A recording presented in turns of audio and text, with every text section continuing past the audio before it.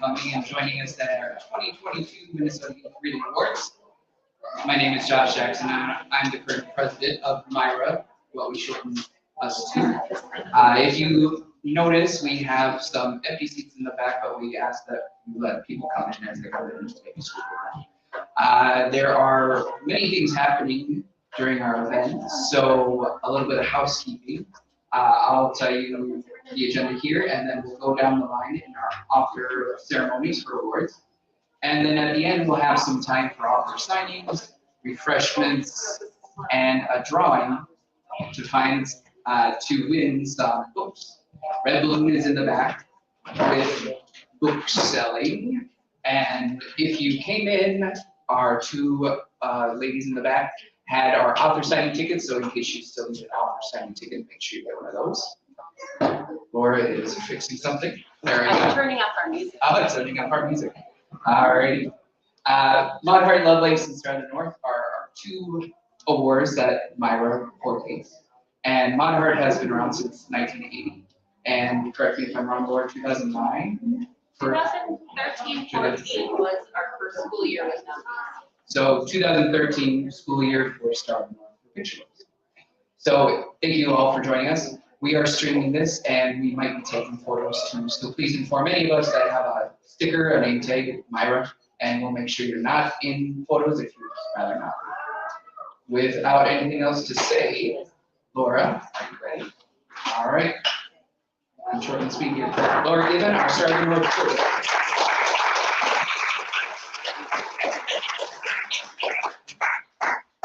Thank you, everyone. It is so good to be back sharing a space with readers again. It has been a very long time. I'm Laura Gibbon. I am the Star of the North chair, and I am a school librarian at a K-8 school just about 4 miles up Dale, and I'm so glad to see some of my students here today. I have the lucky privilege of being able to share about our honor books and our winning book for Star of the North this year. And we had over 40,000 kids vote for Star of the North again in Minnesota. And those students chose 2 honor books and 1 winner. And our first honor book was Snail Crossing by Corey Tabor. And he couldn't be with us, but let's give him a round of applause.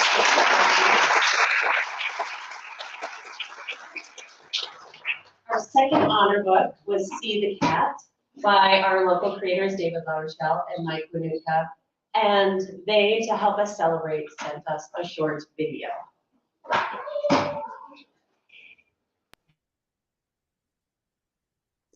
Hello, my name is David LaRochelle, and I am here in White Bear Lake, Minnesota.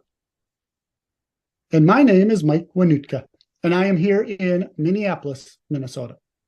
And we are the creators of See the Cat, 3 stories about a dog. And this is Max. We want to thank all the Minnesota readers who voted for our book and made it an honor book for the 2022 Star of the North Award. Yay! And to celebrate, Mike is going to draw a picture of Max. I hope so. Will you, Mike? Sure, David. All right. I'm glad you said yes. Well, while Mike is drawing, I wanted to mention how proud we both were when we found out that so many kids voted for our book. And it was very exciting to think about kids all across the state of Minnesota reading our words and looking at our pictures. And that was especially exciting for us since we live in Minnesota too. And if you liked See the Cat, 3 stories about a dog, maybe you will go to your library and look for our second book, See the Dog, 3 stories about a cat. And we also have one more book in that series coming out. It isn't out yet. It's going to come out this summer. We don't have copies of the book, but we can show you what the cover will look like. The book is called See the Ghost, 3 stories about things you cannot see. So there's Mike's drawing, and that'll come out this summer. Max, do you have anything that you wanted to add and tell the kids?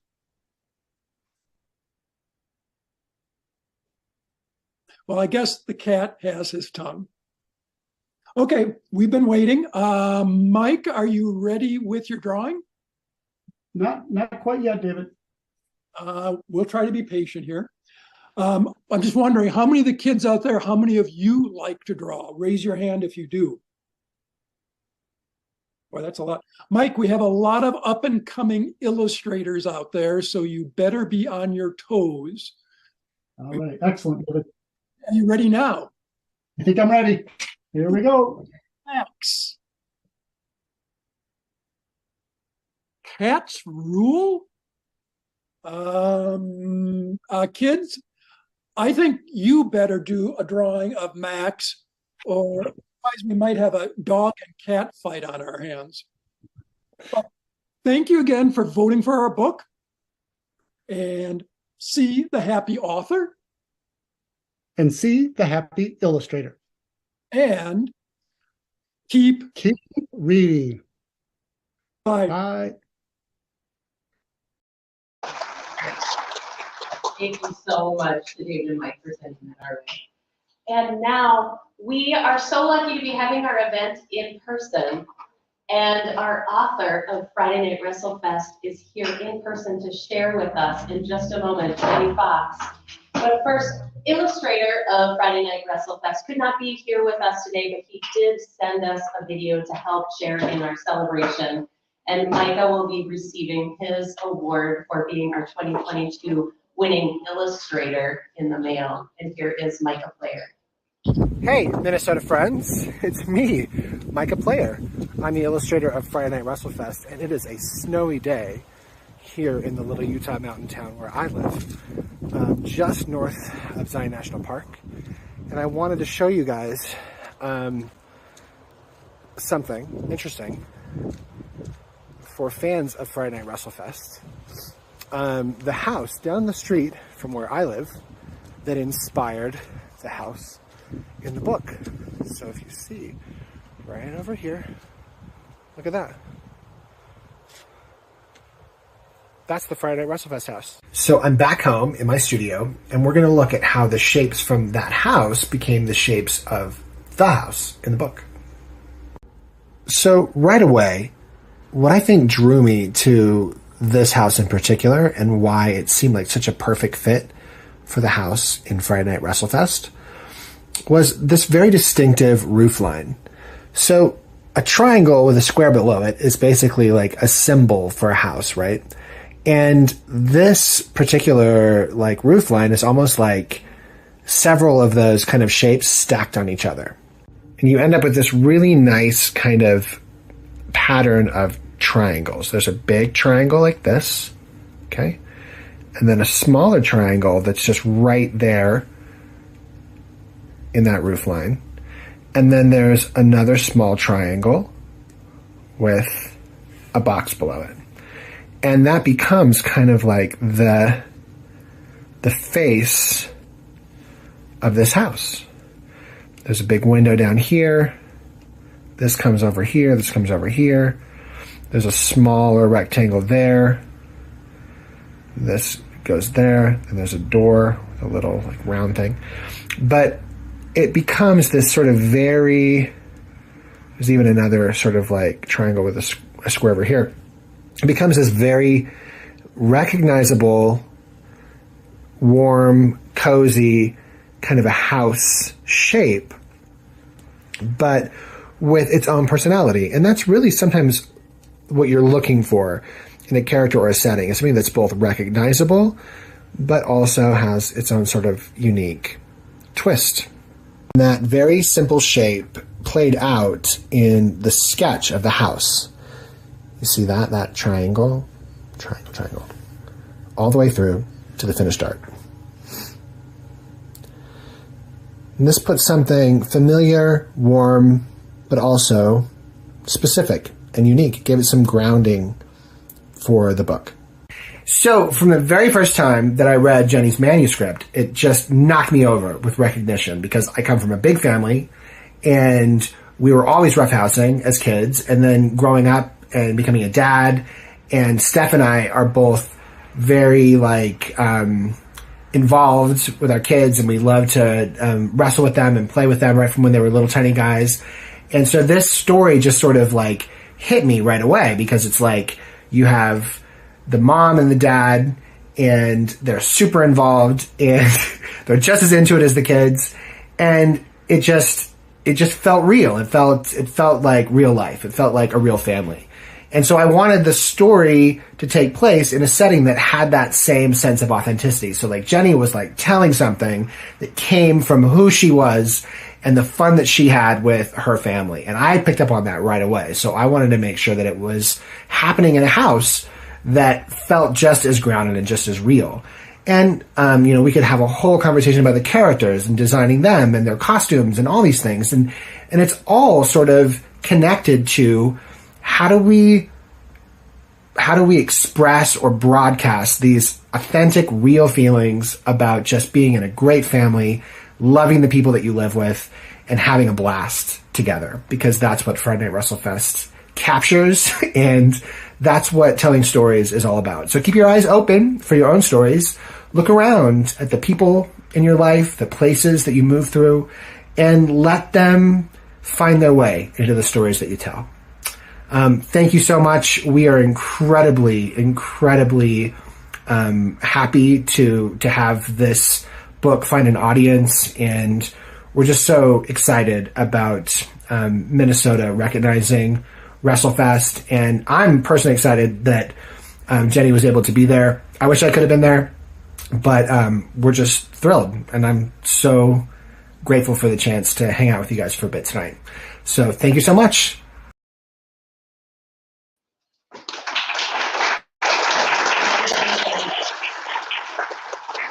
Many thanks to Micah Player for sharing with us virtually and celebrating with us. And now it is my immense pleasure to invite Jenny Fox up here to receive her award in person and share with us.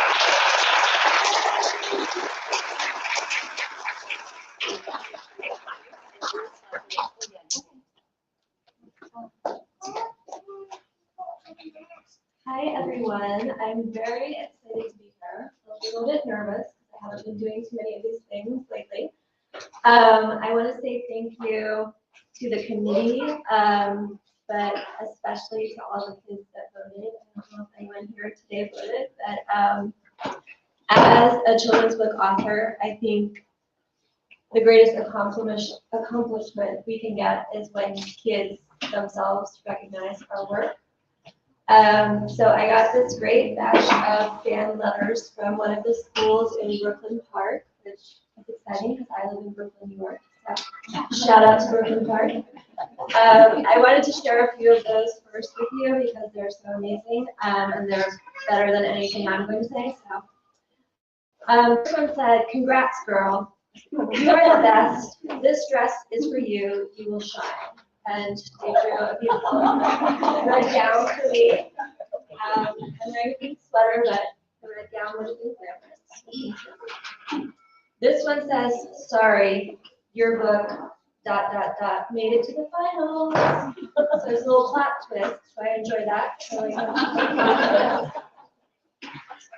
This one says, "Hi," with a heart on the eye. "I really did not expect for your book to win."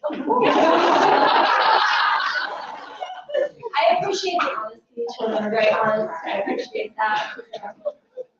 Keep the faith. You never know what's going to happen in life. This one I like because it was written in beautiful cursive, which I always appreciate when children are still learning cursive, even though it's not always taught at school anymore. And then the last one said, "I really like this story. One of my favorite parts was when the mom came in and helped the kids." So I think just as a parent and a mom, it's nice to feel seen, and that there's kids who appreciate being helped by their parents. So thank you to those kids and all the other kids.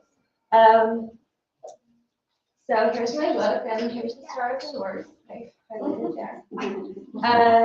So I just wanted to start off by actually introducing myself, because I've been told in the past that I do not introduce myself properly. So my pet name is JF Fox, and that stands for Jenny. My name is Jennifer, along with most of the other girls around the 70s. So I figured I don't even need that part anymore. I'll just go by JF. I was born and raised in southeastern Virginia, and I went to college there. And then after college, I wanted to get into children's book publishing, so I moved to New York City. That was a big change, but I'm still living there. I'm a mom. I have 2 sons who you can see here. We're doing a little WrestleFest action. My older son was some sort of character that was like a sandwich, and then the younger one was pizza themed. I don't know. So this was during the pandemic. We were having a WrestleFest to get out some pent up aggression.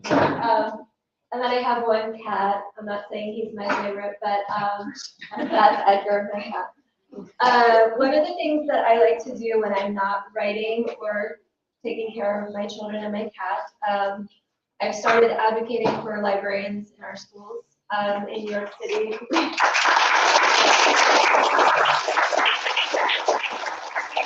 After my son's elementary school lost their librarian, I started digging into what other schools don't have librarians. I realized that since 2005, New York City schools have lost about 2/3 of their librarians, going from about 1,500 to about 450 librarians. So I'm working with some local officials, state senators, anyone who will listen to try and just shine a light on this issue and hopefully bring forth legislation on funding librarians in our schools and mandating that especially elementary schools have librarians. So that's me. So one of the things I was thinking about when I think about why a book is connecting with child readers is I think a lot of children's book authors and illustrators agree that we have a profound sense of our own inner child and are able to tap into that. So I'm going to introduce my inner child. Okay. This is me. This is the 1970s. I was between 2 and 3 years old. I'm still in the crib. Back then, you were allowed to put pillows and stuffed animals in the crib. I know it's hard. I am not actually reading this book because I was 2 or 3 and I didn't have one. And I want to make that point because I think a lot of kids, if they're not reading it, sometimes feel like books are not for them or they can't enjoy books. And I would argue that books are for everyone. And even if you're just looking at the pictures, even if you're just being read to, if you're doing a book on tape, it's all ways to experience books and it's all valid. And it doesn't matter where you are on your reading journey that you can still enjoy books.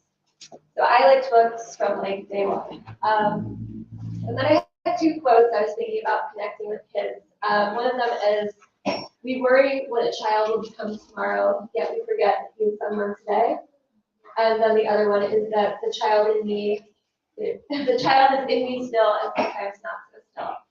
So I think 2 important things to remember in my job is both reconnecting with my inner child, but then also realizing that we need to meet kids where they are. They already have interests. They already have things they like to do. And so I think that sort of intersection is where we connect with kids and they enjoy the book that we create. So these are just some of the books that influenced me when I was younger. The Cranberry Pork series. This book, Pickle Juice, which had like 15 words in it, and I was obsessed with it for a very long time. Richard Scarry, Mr. Men. So I was lucky my mom was like a big library fan, she still is. So she introduced me to a lot. And then I had the most amazing elementary school librarian. Her name was Mrs. Bright. And she introduced me to a lot of my early favorite books too. Okay, so we're fast forwarding to 1986. Back to Mrs. Bright. She encouraged me to write a story for this conference called the Young Authors Conference in Virginia. And so I did write a story and it was accepted and I got to go to this conference where there was other kids who had written stories and there were speakers and we had workshops and groups and that was a profound moment. And it was also just profound that before I even kind of recognized this thing in me, my school librarian saw that in me and suggested that I do that. Okay, also in the 80s, kids. This is the 80s. I mean, I'm not gonna lie, the 80s were a pretty fun time to be alive. It was all about Rubik's Cubes for the first time. Music, bright colors, pop rocks. I mean, it was exciting. So one of the things that was new in the 80s was professional wrestling. And the thing about professional wrestling that was different was traditionally wrestling was just the sport of wrestling. The professional wrestling introduced all these costumes and storylines and fun characters. There was good guys and bad guys. And then they had a Saturday morning cartoon, Hulk Hogan's Rockin' Wrestling, which we watched. And it was sort of, even if you weren't into the sport of wrestling necessarily, which I already sort of was, my dad was a wrestler in high school and college a bit, but this just made it fun for everyone. And it was everywhere. It was like in pop culture, it was in music videos and TV shows, and so it was just a super fun thing. So as a kid, that was also like seeping into my brain. So then we're gonna fast forward in our little time machine, and then I have two sons. So right now they're 13 and 9, and this is my 13-year-old when he was about 4. So don't tell him I'm showing you this.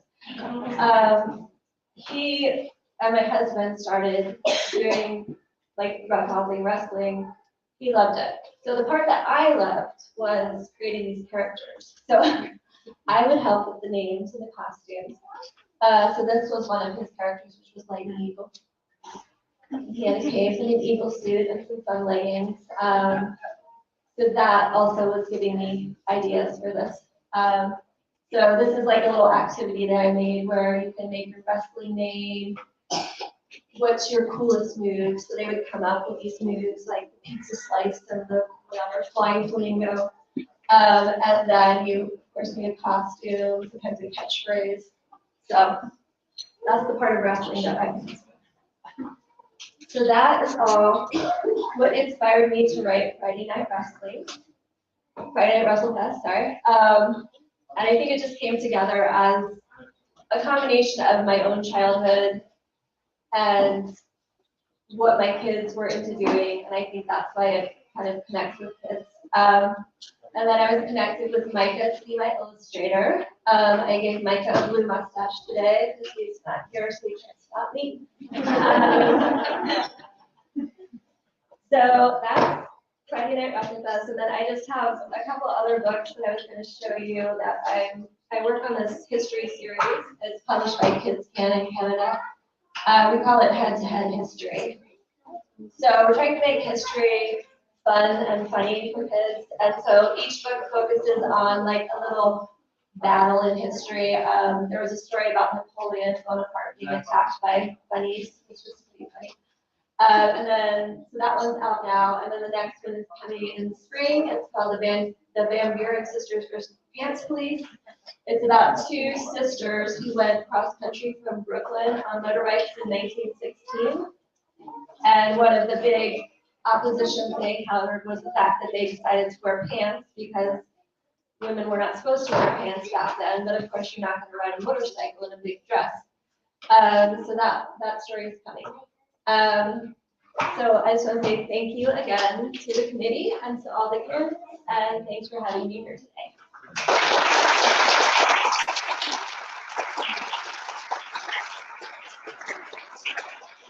Thank you so much, Jay. We are going to have a question and answer period at the very end with all our guests who are here today in person. So if you have some questions that you're thinking about for Jenny Fox, you can save those toward the end. And now I get to invite Anna Zlotnick, who is the chair of the Mod Heart Lovelace Award. Hello. It's so great to see so many of you and so many of our student readers who are voting this year. I am super excited to talk about our Mod Heart Lovelace honor winners and winners this year. Our first honor winner, voted by the Minnesota kids, was Max and the Midnights by Lincoln Curse. Lincoln Curse could not be here with us today, but he sent his accolades to us. The next honor winner for both Division I and Division II this year was blended by Sharon M. Draper. Sharon also could not be with us today, but she also said thank you to all of the Minnesota's kids for sending in their votes for her amazing book. In Division 2, if those of you who aren't familiar, Maud Hart Lovelace has a Division 1 and a Division 2. Some of the grown-ups that might be here with their kids might not be as familiar, but Division 1 is meant for students in grades 3 through 5, and then our students in grades 6 through 8 can vote on Division 2. And our Division 2 honor this year was The Remarkable Journey of Coyote Sunrise by Dan Gemeinhart.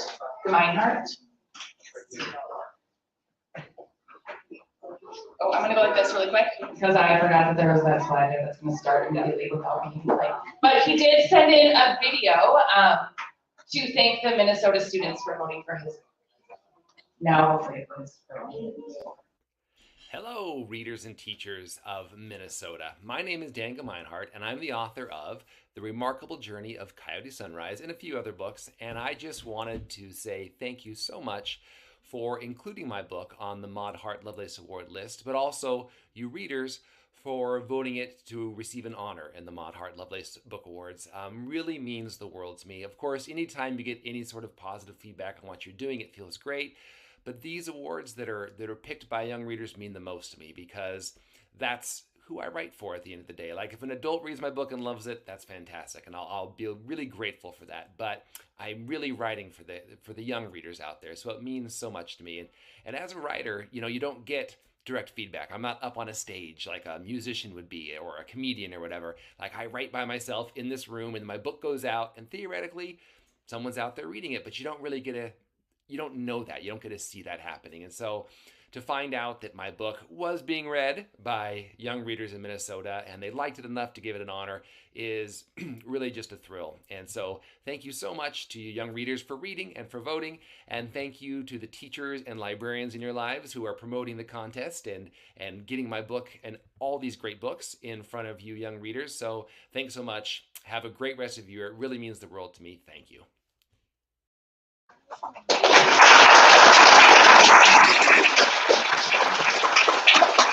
And without further ado, I would love to let you know that our winner this past year in both, this is a huge honor for students in grades 3 through 8 in Minnesota.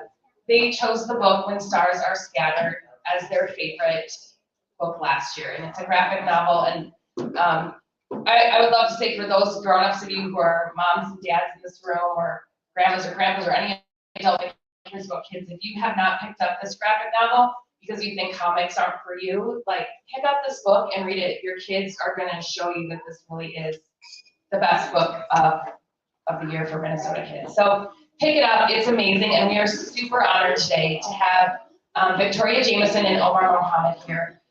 One of the co-illustrators, Iman Getty, was not able to be here, and she did prepare a video. So I'm going to show that first, and then we will welcome up Victoria and Omar to talk a little bit about their book.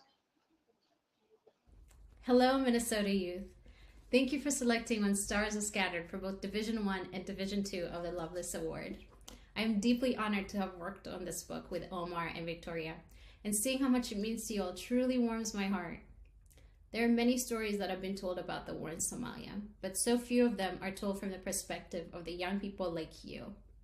For this book to have touched so many of you is an unbelievable honor and fills me with so much hope for the future.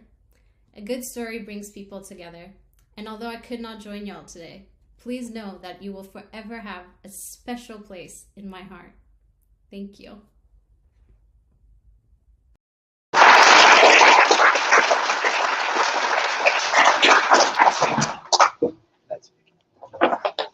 At this point in time, I would like to welcome up Victoria Jameson and Omar Mohammed, the creators of When Stars Are Scattered, a brilliant book.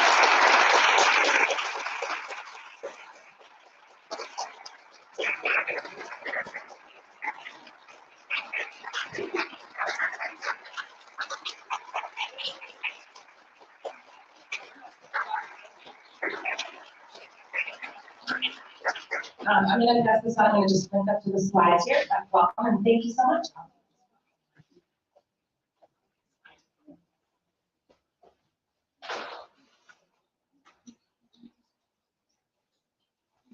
Let's just bring a circle.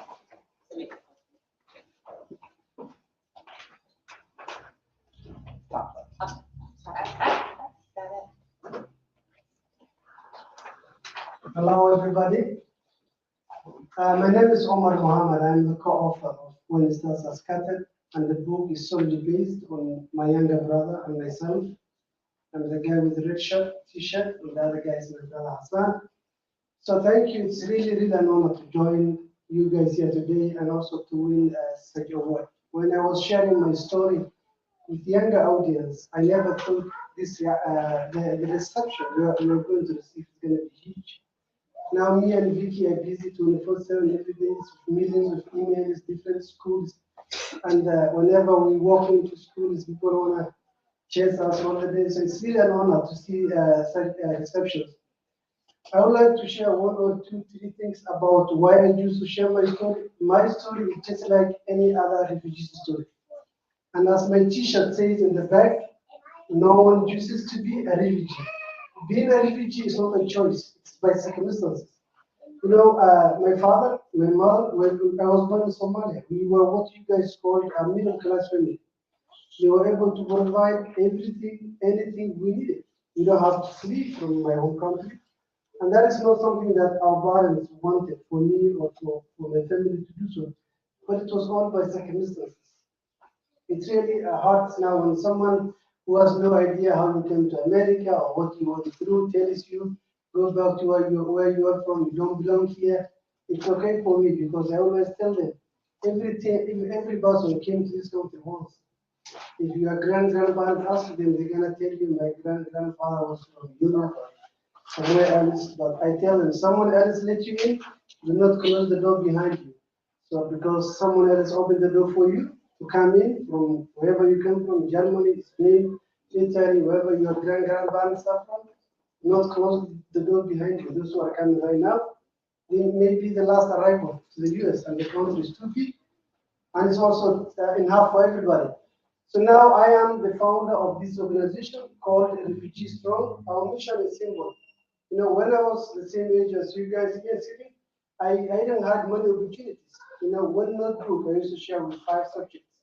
One pencil you have until you run out of it. A pen, even not to mention. The refugee children in the refugee camps don't wear shoes. They are all barefooted, walking around.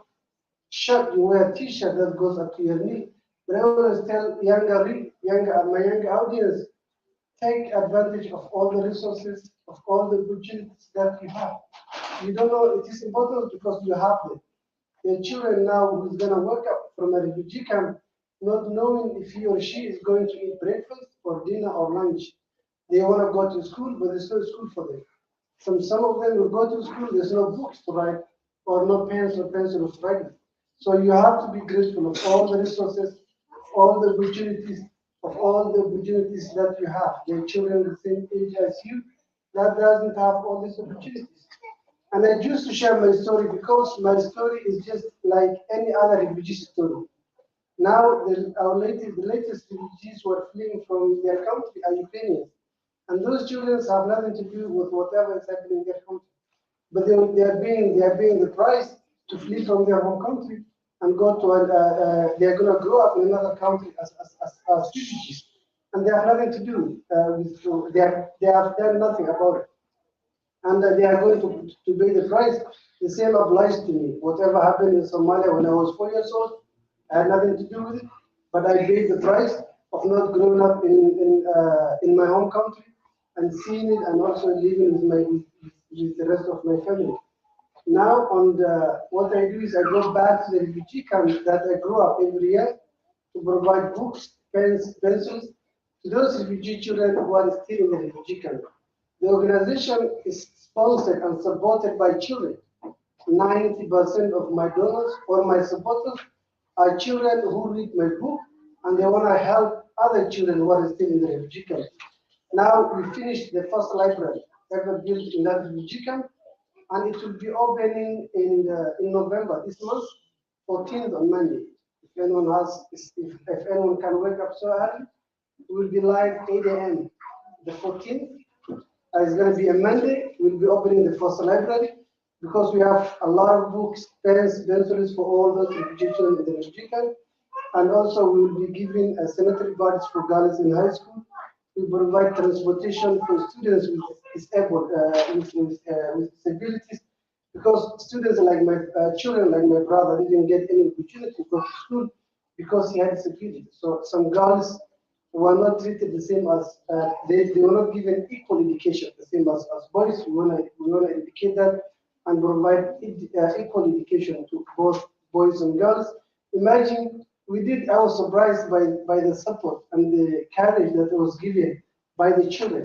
And I am glad we choose younger audience, because we adults, our brains are filled with many other things. So they have a very clean and healthy heart, because the other reason which I choose to share my story with younger audience is, you guys are the future leaders of this world, of this country, the future teachers, the future librarians, the future engineers, doctors, presidents is what we are counting on. So I'm glad I choose this with you guys. Finally, this is the metal cardboard that we delivered. For the library, when you were delivering books, I was like, where are they gonna keep? So we used to keep it in for metal cardboard so they can keep their books. And at my time when I was in that refugee camp, elementary and middle school was available for all the children. But high school, we only had one high school at my time. The space was very limited. So we were 800, more than 800 students in middle school, but they only had a space for 150. 650 children will not continue their education. Their education ends in middle school because there's no school to go to. So now you guys have to think of the schools that you have, and you may ask, why do we choose graphic novel? Why do we see picture graphic novel? It is, if we just mention schools, you guys may assume similar schools. If we just say houses, you guys may assume similar houses that you guys do. So I'm glad we use graphic novel to show the real pictures and the full photos. My brother Hassan is right now back in Kenya with my mom. He's doing very well. I'm a father of 6 kids. My youngest one is here with you guys today. My wife also is here, Sarula, the first time ever they joined me. I'm glad they will have it.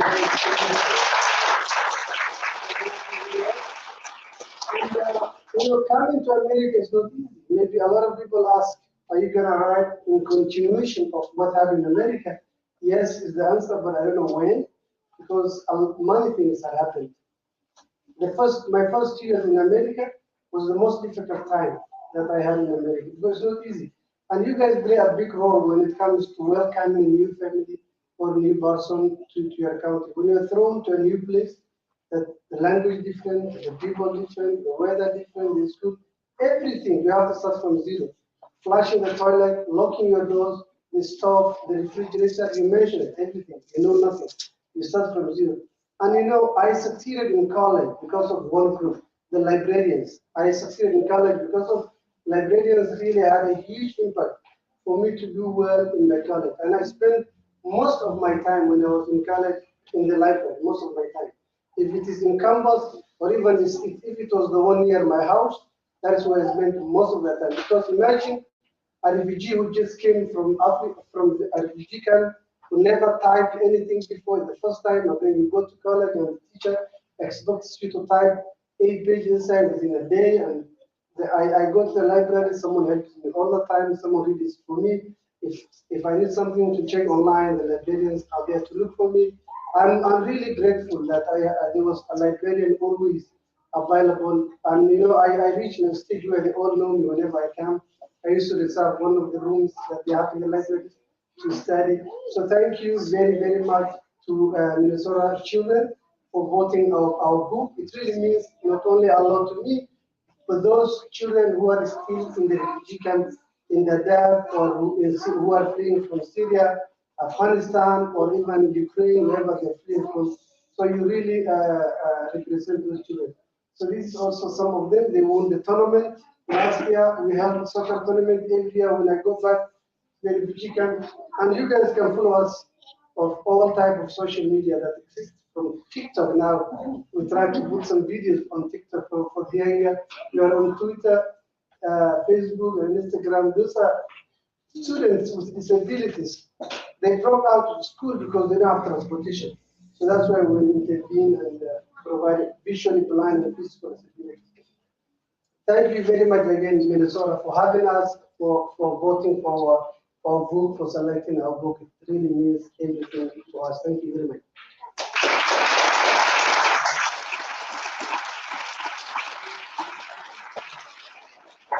Everyone, I'm Victoria Jameson. I'm the other part, one of the other parts of making this book. And I'm really glad and honored to be here. I'm very honored still to have written this book with Omar, so I'm grateful every day that we get to speak to readers. So today I want to talk about how we actually made the book, because writing a graphic novel is a really long process. How many of you in here like to read graphic novels?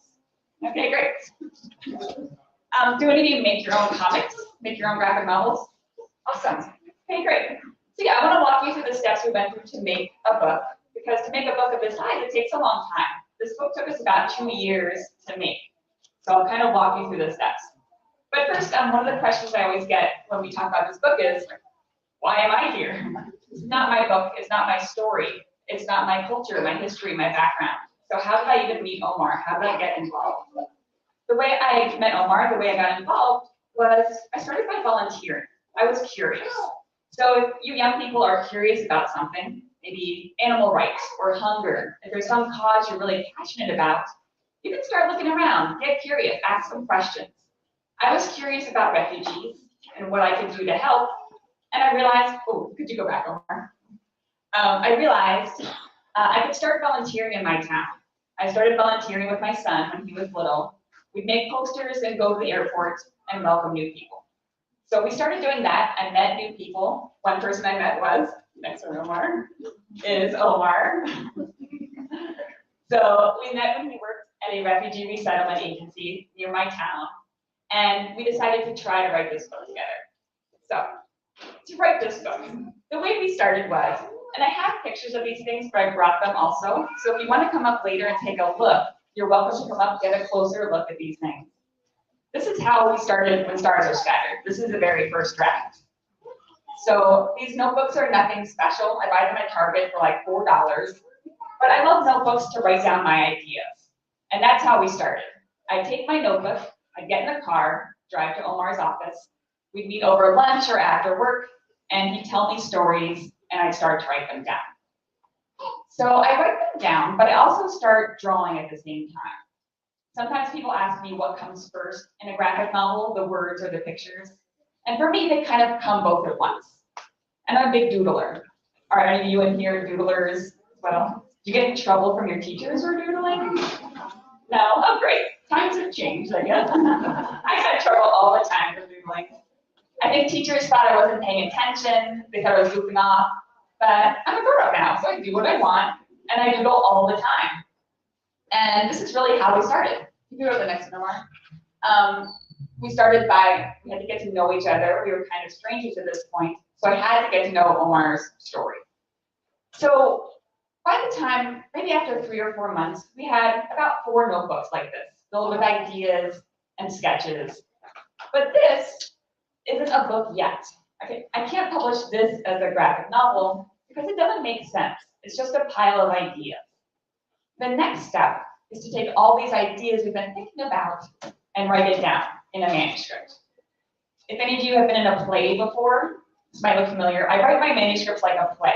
So I've got the character's name and their line of dialogue. And you can see I'm already crossing things out and making changes because this is just the first step.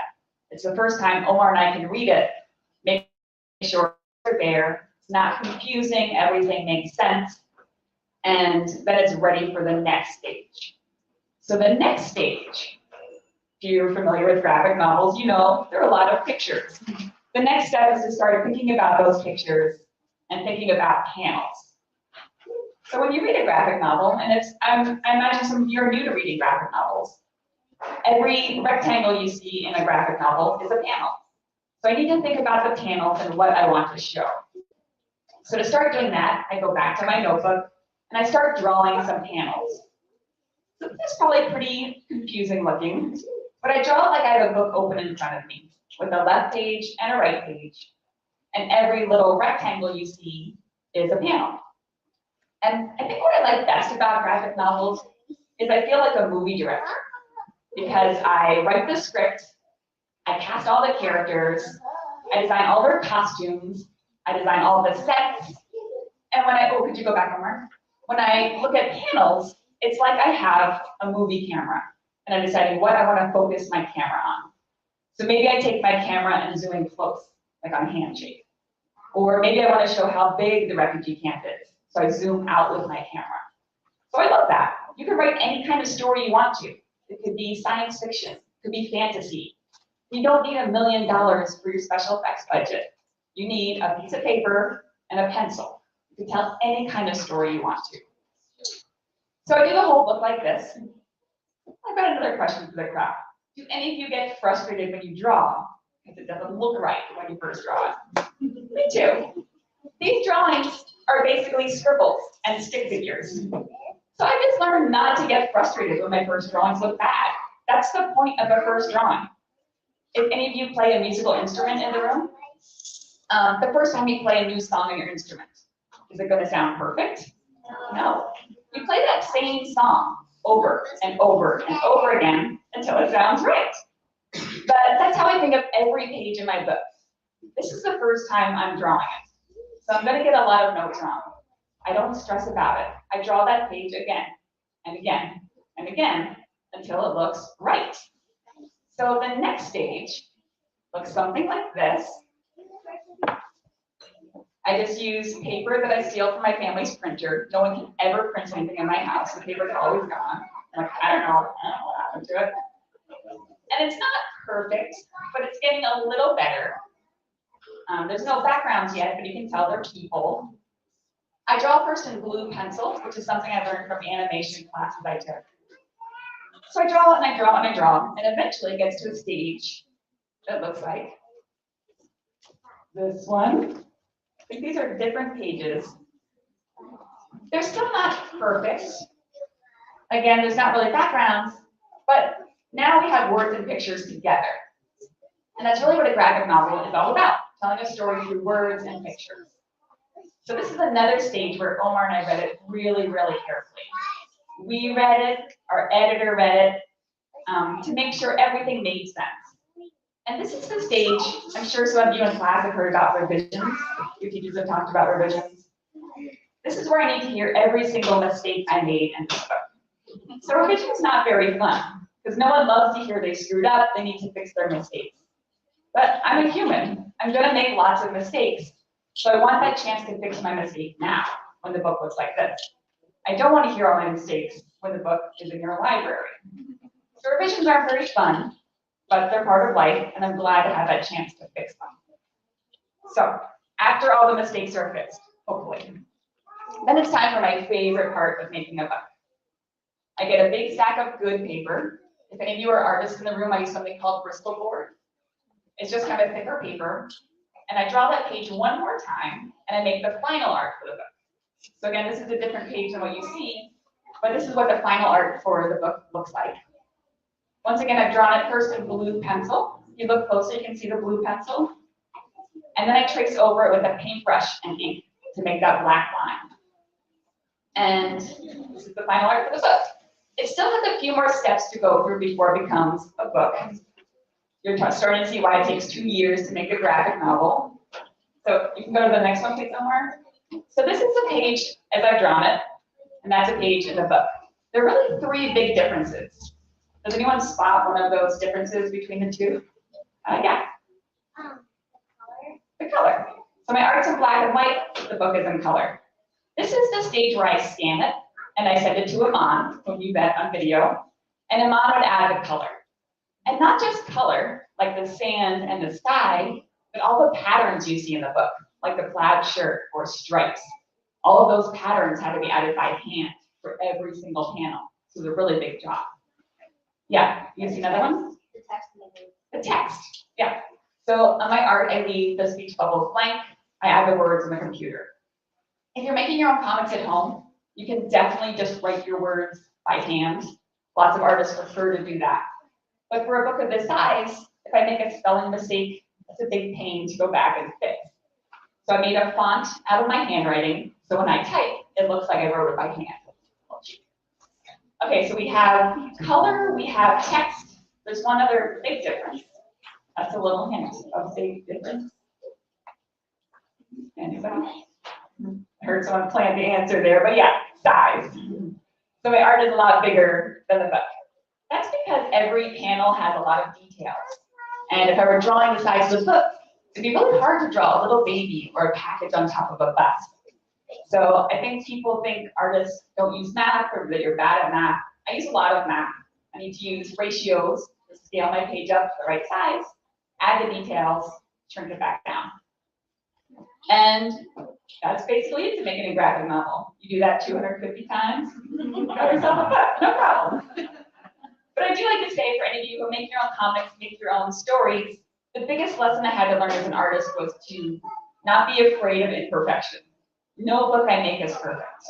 But I think the most important thing, if you want to tell your story, to tell it. Don't worry if it's not perfect. Tell your story, share your story with others, because everybody has an important story to tell. So I hope you'll tell your story. I hope you share it with those around you. And thanks again for having us. It's a real honor.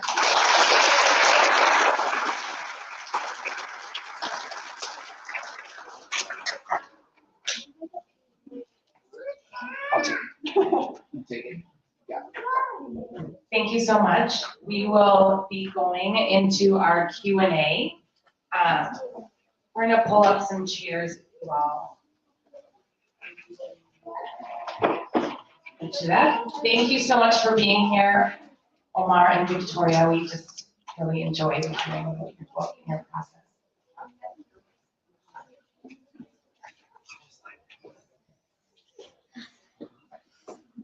So what we'll do, I'm trying to scope out the area here.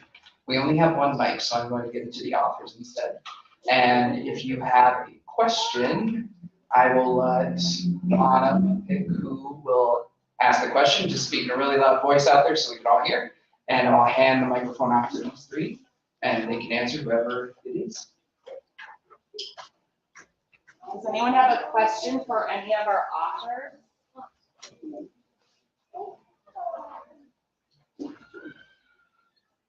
Anybody up here on the floor? Was all of the story in Stars Are Scattered true?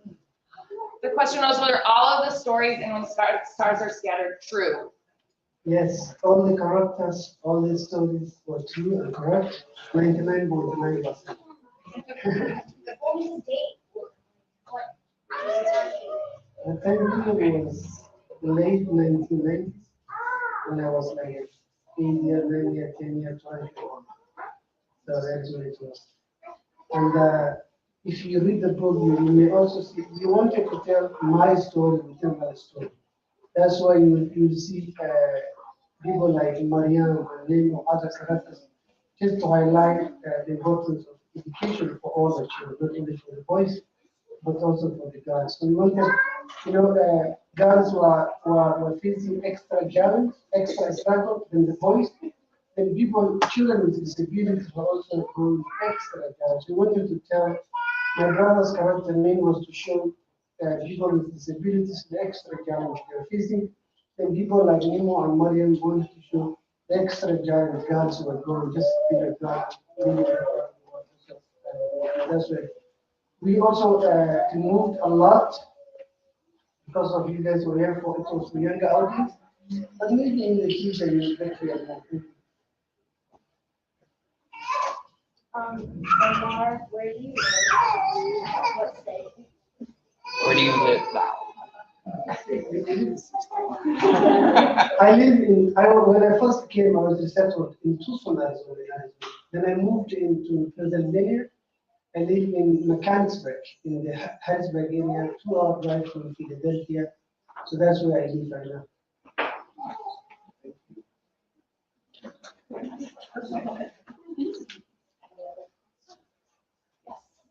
Hannah would like to know how the cover was made. Oh. Well, actually, yeah, I brought the. Okay. Here, why don't you talk and I'll get the cover. You can draw now.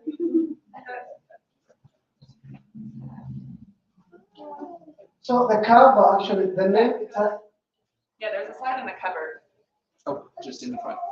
yeah, at the At end. the very, very end, yeah. Covers are always one of the hardest parts of making a book because you need, and it's something you might want to try at home if you want to be an illustrator or if you just like to read, which I imagine all of you do. Try and pick one of your favorite books and decide what you want to put on the cover of your favorite book. It's hard to pick one image that represents the entire book. So designing this cover, actually, keep going to the very end of our presentation, because that has a picture of the first sketches I sent in for the cover. For this book, back one, thank you. For this book, we knew we wanted to tell a story of two brothers in a refugee camp. So those were the first two sketches I sent in for the cover. And our editor liked both of them, but she said the bottom picture did a better job of showing how much the brothers love each other. So much of the story is about Omar and Hassan's relationship and how much they love each other. So she said that one, the fact that they're physically closer and hugging does a better job of showing how much they love each other. Her one complaint, or one suggestion was the expression on their face looked really nervous and really worried and sad. And sort of what Omar talked about before, it is a sad story and a lot of hard things happen. But we wanted to show it's not all sadness. There's a lot of love and compassion and hope in the story. So I used that one sketch, but gave them a more hopeful expression. And I tried to use things like color, the night sky, but I didn't want it to be too dark or scary. So I used colors like yellows and pinks to make it seem like not a terribly scary night sky. So that's how we came up with the cover. Jenny, did you want to talk about Friday Night Recipes also? I know you're not the illustrator, but. Yeah, I'm not the illustrator. So I think for the cover of Friday Night Wrestle Fest, the goal was to make it feel sort of like that fun 80s, the 80s colors and the dynamicness of professional wrestling that featured in this family. So here we have it. And then Micah, one of the funny things from the book, so if you read the story, there's no mention of a dog, and I have a cat, so I wouldn't put dog. So the dog was something that Micah just added to the book, but it's really fun because the dog's doing like funny little things all throughout the book. So that's one way that like authors and illustrators work together, and it's like the illustrator brings their own ideas to the manuscript that you might not even think of. And then when I go to schools, a lot of kids are like, oh, I love the dog. So that wasn't even my idea, but so the dog is something fun. I think it looks like my dog. So that was the idea. The dog's stealing the pizza and everything. Robin. How long did it take to make Friday Night Wrestle? Okay. So for Friday Night Wrestle Fest, like Victoria was saying with her drawings, as a writer, it's important to know that like your first draft is never like the final story. So what I usually do for my process is I'll have an idea for a story, I'll write a first draft, and then I send it to my agent, who's the person who reads it first. And then they are eventually able to send it to the editors, to see if they want to buy it and publish it. So I'll go back and forth with my agent for several drafts, and then they'll send it out to the editors. And then if an editor is interested in buying it, they usually will, but then you go a couple of rounds of editing with the editor. And then once the editor feels like it's pretty like perfect, they send it to the illustrator, and then that's when the illustrator starts their rounds of drawing. So, and then with the picture books, most of them are printed actually overseas, usually in China or Hong Kong or Singapore. So then the whole printing process takes about another 6 months, and they have to ship them over actually on boats. So from start to finish, it's also really hard to get a picture book done in less than about 2 years, start to finish. How did you decide if these characters were in the book? In Friday at WrestleFest, so Micah mostly decided what they were going to look like, but I knew that so I have two sons, but I wanted there to be a girl in the book too. So I decided that there should be boy and girl twins. And then around the time that my older son was into the wrestling, he was like 4, and that was the time that I had his brother. So then he was a large bald baby. And so he was the inspiration for the big bald baby character. I think babies are just funny, you know.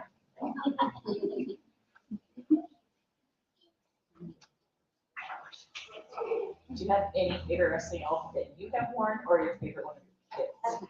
I'm just curious. We have lots of characters. So my younger son, as you saw in that one video, he for a long time was a character that was based on pizza. He was pretty little, so his character was based on pizza, and it was called Peachy, and that was his thing. My older son has gone through a lot of different characters. There was a lightning eagle. There was this guy called Jacob Sandwich, where he would put 2 pillows and he had sandwich characteristics. I often wear cheetah prints, kind of homage to my freckles, sort of like the speckled freckle or the, you know, something like that. But we have all different outfits. I have a tank top with lightning on it, some snake skin, like silver leggings, you know, we have fun with it. And then on my Instagram, I like to sometimes come up with different little outfits. I'll just find little clothing here and there, make a whole outfit based on a theme. Like it was like an egg theme I had one time, and have fun. Yes. Yeah. When do you decide to name your book? At what stage of the writing? To name your book, the title? Yeah, right. Titles and covers actually both, for me at least, tend to come towards the end. I don't know if the same for you.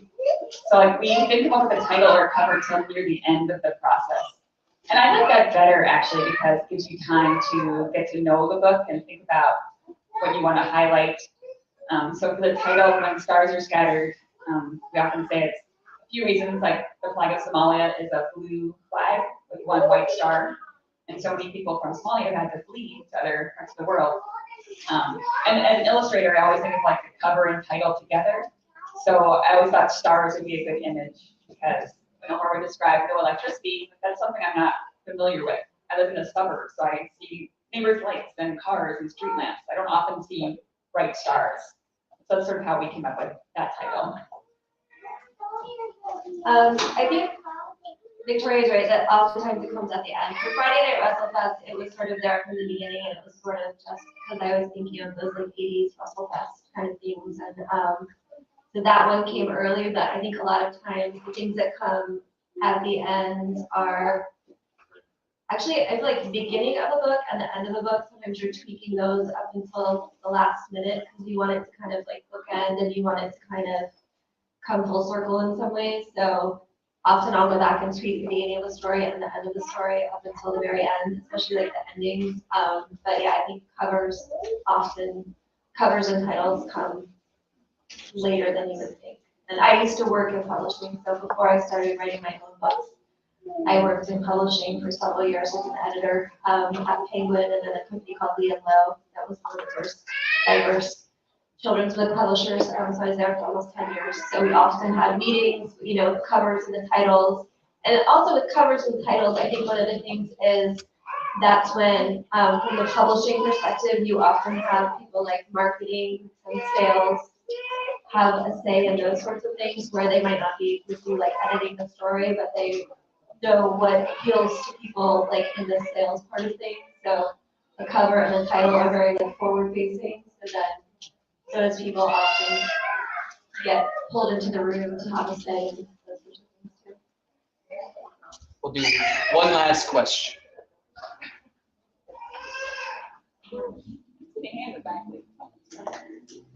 I'm a school librarian. I actually serve on Star of the North as well. I wanted to thank both groups for mentioning the impact of libraries that just really stuck in my heart right now. I wanted to ask Omar, like, I can't remember how long it was you were away from your family, but also, how did you remain hopeful? I was always, most of the time, I was busy because busy with taking care of my younger brother Hassan. And we always talk about refugees fleeing from their home country. So when fleeing is not something like that you plan or that you organize, that you say, okay, kids, gather your belongings, we are leaving in 2 days, we are leaving tomorrow. No. God forbid we are right here now in this room, everybody has to flee from here. You don't get to go for your father, your mother, your wife, your husband, your other kids now. You flee from here, we are all going to Canada or Mexico. Those are the two neighboring countries. So that's how the fleeing happens for those refugees. And also that causes then a lot of families get separated. For example, in my case, we were very lucky, like the state I lived was closer to Kenya. Maybe some fled to Ethiopia, some refugees to the other part, to the other side of Somalia, some fled to Sudan, Djibouti, to those neighboring countries. So me and my brother, it took us about 3 months to come to the refugee camp because fleeing, you don't use the freeways, you just use the streets or through the bushes, tree by tree. And as a child, you are exposed to lions, hyenas, all wild animals. And sometimes elders will carry you on their back. Sometimes you'll be put on top of donkey, cat, cows, camels, anything that you can find as a means of transportation.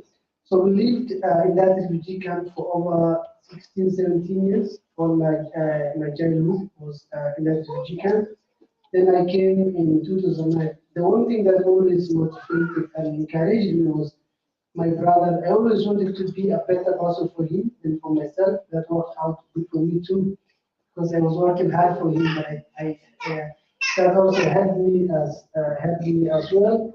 Also, my faith also played a big role because, as we know, we have calendars filled with different activities. But always God has a better plan for each and every of us. You know, if things don't go well today, of course it will go well tomorrow. So we are human beings, we are not angels. Things will not go accordingly every day.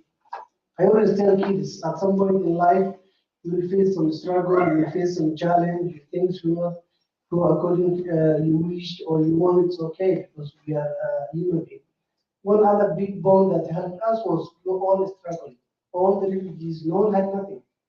So everybody was angry. If one student had a pencil, the whole class will share that thing. Like the student in the corner will use, then it goes around, and then if someone does that a book, you give him a piece of paper to get the note. So that also helped a lot. No one had nothing, and we were all struggling together, and we were all in together to survive. It was struggling for survival. And the other thing was we were freely committed, specifically kids, to get an education. Because the only way out we believed in was those refugees have 3 options. One, to go back to their home country if it is safe, and if they get a better education will go with them. If they get an opportunity to be resettled here or Canada or Europe, their education will come with them. In that refugee camp, if they get a good education, also their education will help them. Also that's one reason I choose to help them with the education. Thank you very much.